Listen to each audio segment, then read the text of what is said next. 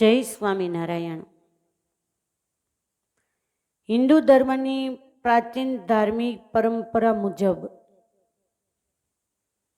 ભારત દેશની અંદર આપણી હિન્દુ પરંપરાના સંપ્રદાયના વિવિધ ઉત્સવો એ ઉજવવામાં આવે છે. ગર્વની વાત પણ ગણી શકાય કે જેના લોહીની અંદર હિન્દુ ધર્મ પ્રત્યે લાગણી છે, એ લોકો કદાચ વિદેશની ધરા ઉપર રહેતા હોય તો પણ જે આપણા ઉત્સવો એ આવતા હોય એ પોતાના ઘર આંગણે ઉજવતા હોય છે. એ જ રીતે અતિ પવિત્ર પુણ્ય આપવાની અંદર જેને આગવું સ્થાન માનવામાં આવ્યું છે એ દિવસ એટલે ઉત્તરાયણનો દિવસ, જેને આપણે મકર સંક્રાંતિ પણ કહીએ છીએ અને સાવ સાદી ભાષામાં કહીએ તો ખીહર. પહેલાના વૃદ્ધ વડીલો એને ઉત્તરાયણ કે મકર સંક્રાંતિ એ શબ્દ એના મોઢેથી તમે નહીં સાંભળી શકો, પણ એમ કહેશે કે ખીહર આવે છે તો આવું દાન કરશું, આ કરશું. તો પ્રથમ તો સંક્રાંતિ એટલે શું? સંક્રાંતિનો અર્થ છે કે સૂર્યનું એક રાશિમાંથી બીજી રાશિમાં પ્રવેશવું. જે રાશિમાં સૂર્ય પ્રવેશે એને સંક્રાંતિ કહેવાય. મકર સંક્રાંતિ એટલે જ્યારે સૂર્ય એ પૃથ્વીની આસપાસની પરિભ્રમણની દિશા બદલી અને ઉત્તર તરફ ખસે અને ધન રાશિમાં મકર રાશિમાં પ્રવેશ કરે, ધન રાશિમાંથી એ ઘડી એને ઉત્તરાયણ કહેવામાં આવે છે.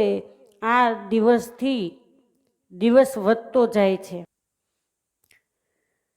આજથી થોડા વર્ષોના પંચાંગ પ્રમાણે કહેતા 90-95 વર્ષના પંચાંગ પ્રમાણે વર્ષ પૂર્વેના આજે મકર સંક્રાંતિનો ઉત્સવ એ 12મી કે 13મી જાન્યુઆરીના દિવસે ઉજવવામાં આવતો હતો, પરંતુ વિષુ કહેતા સમાન દિવસ અને રાત્રિનો કાળ એના અગ્રગમન કહેતા અયનના કારણે હવે 14મી જાન્યુઆરીએ આ ઉત્સવ મનાવાય છે. આ પ્રકૃતિનો ઉત્સવ છે જેનું ધાર્મિક કાર્યોમાં અતિ મહત્વનું સ્થાન બતાવવામાં આવ્યું છે. પુરાણોના આધારે કહીએ તો સંક્રાંતિ ખૂબ જ સૂક્ષ્મ સમયમાં સંપન્ન થાય છે. સ્વસ્થ સુખી માણસ એક પલકારો મારે એને 30મા ભાગનો સમય એને તત્પર કહેવાય. સુખી માણસ એટલે કે સ્વસ્થ એટલે કે જેનામાં તંદુરસ્તી છે, એ આમ આંખનો પલકારો મારે એનો 30મો ભાગ એને તત્પર કહેવાય. આપણે નથી કહેતા શાસ્ત્રના શબ્દ પ્રમાણે કે ધર્મનું કાર્ય તત્પર કરવું, કે જેનો અર્થ થાય જલ્દી. એ તત્પર સ્વસ્થ સુખી માણસના જે પલકારો એને 30મો ભાગ એનું નામ છે તત્પર. એ તત્પરનો 100મો ભાગ એને કહેવાય છે ત્રુટિ. એ ત્રુટિનામાં પણ 100મા ભાગના સમયમાં એ ત્રુટિનો પણ 100મો ભાગ એ સમયમાં સૂર્ય બીજી રાશિમાં પ્રવેશી જાય છે અને એને કહેવાય છે સંક્રાંતિ. તમે વિચાર કરતો કેટલું ઝડપી હશે, જેની કલ્પના જ કરવાની રહી અને આપણી દ્રષ્ટિએ તો જેને આપણે અશક્ય જ માનીએ છીએ.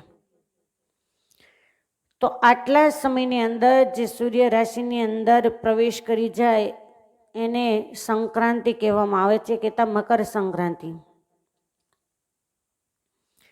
સૂર્યની મકર સંક્રાંતિ જૈમિની ઋષિના મત પ્રમાણે તેની સંક્રાંતિ પૂર્વેની અને પછીની 16 ઘટિકા એટલે કે કુલ 12 કલાક અને 46 મિનિટ પુણ્યકાળ ઘોષિત કરવામાં આવે છે. આપણે જે પુણ્યદાન કરતા હોઈએ છીએ ને એના માટેની આ વાત છે. ઘણીવાર નથી કહેતા કે પુણ્યકાળ આગળના દિવસ છે અથવા તો પુણ્યકાળ પાછળના દિવસ છે. એમ 12 કલાક અને 46 મિનિટ એ પુણ્યકાળ માનવામાં આવે છે. આ દરમિયાન યથાશક્તિ કોઈ ગાય, ભોજ્ય પદાર્થ, વાહન, વસ્ત્ર, પુષ્પ, ઘાસ વગેરેના દાન પુરોહિતો, અભ્યાગતો અને ત્યાગીઓને યથાયોગ્ય રીતે આપવામાં કોટી ગણું પુણ્ય જીવાત્મા એકત્રિત કરે છે, એમ નિર્ણય સિંધુમાં બતાવવામાં આવ્યું છે. સૂર્યના સંક્રાંતિ કાળને લોકો પતંગ ઉડાવી અને વધાવે છે. પૃથ્વી પરનો અંધકાર ઝડપથી ખસે છે અને દિવસ મોટો બને છે, એટલે શુભ દિવસનો પ્રારંભ થાય છે.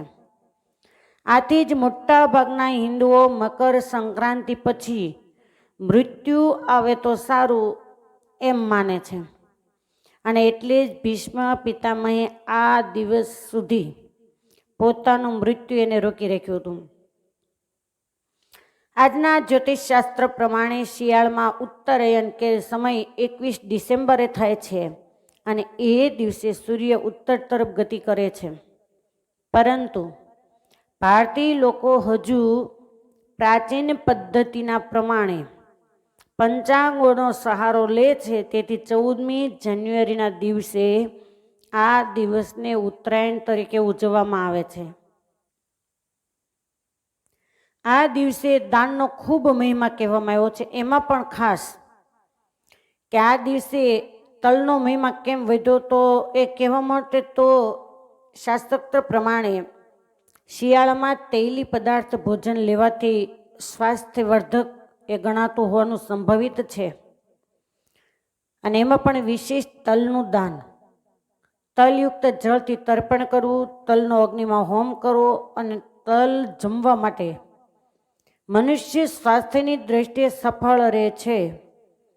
માટે આ દિવસે ઉત્તરાયણના દિવસે જે કંઈ દાન પુણ્ય કરવામાં આવે એ વિશેષ ફળ આપનારું બને છે. વિશેષ ફળની અંદર પણ જેની કોઈ ગણના જ નથી એવું અનંત ઘણું ફળ એ જીવાત્માને પ્રાપ્ત થતું હોય છે. પરંતુ આપણે તો પતંગ ચગાવવાથી જ ઉત્તરાયણને વધાવતા હોઈએ. સાચી પતંગ એ છે કે આજ્ઞારૂપી દોરીથી પ્રભુરૂપી પતંગને જો વશ કરી અને આપણે આપણા અંતરાત્માની અંદર પધરાવીએ તો આ ત્રણેય સંક્રાંતિનો અનુભવ આપણા વ્યક્તિગત જીવનમાં જરૂર થાય. ભગવાન સ્વામિનારાયણ એના સ્વમુખના વચનો કે જે પુરુષો સત્સંગી જીવનની અંદર મહારાજે દાન પુણ્યની જ્યારે વ્યક્તિ કરી અને ત્યારે ભગવાન સ્વામિનારાયણે કહે કે જે પુરુષ પોષ માસમાં તેમજ દ્વાદશીમાં નારાયણ ભગવાનનું ભક્તિથી પૂજન કરી અને બ્રાહ્મણોને જમાડે છે, ભગવાનના એકાંતિક સંતોને જમાડે છે, તેને વાજપેયી યજ્ઞનું ફળ પ્રાપ્ત થાય છે. એટલા માટે આ દિવસે વિશેષ દાન એનો મહિમા બતાવવામાં આવ્યો છે. કોઈ પણ દાન તમે કરો એ પછી 5 રૂપિયા હોય કે 500 રૂપિયા હોય કે વસ્તુ પદાર્થ હોય તો શાસ્ત્રમાં દાન દેવાના અમુક સમય દિવસ એ બતાવવામાં આવ્યા છે. અમુક સ્થળ બતાવવામાં આવ્યા હોય કે એ જગ્યાએ એવી રીતે દાન કરવાથી તમે અનંત ઘણું ફળ પ્રાપ્ત કરી શકો. એમાં ખાસ કે વ્યતિપાત હોય, દ્વાદશી હોય, પૂર્ણિમા હોય અને સૌથી વિશેષ દાનના દિવસનો રાજા એટલે ઉત્તરાયણ. પછી ગાયને ઘાસચારો નાખો, પક્ષીઓને ચણ નાખો કે કોઈ સાધુ સંતોને રસોઈ આપો, વસ્ત્રદાન કરો. કોઈ પણ દાનનો સંકલ્પ તમારા મનની અંદર થાય, શાસ્ત્રનું દાન કરો, ચપ્પલ, કોઈ પણ વસ્તુ, તો આ દિવસે એ વિશેષ ફળ આપનારું બને છે. અને એમાં પણ ખાસ ગઢપુર જેવા ધામની અંદર ઉત્તરાયણના દિવસે તમે દર્શન કરવા માટે આવો ત્યારે તમને ખ્યાલ આવે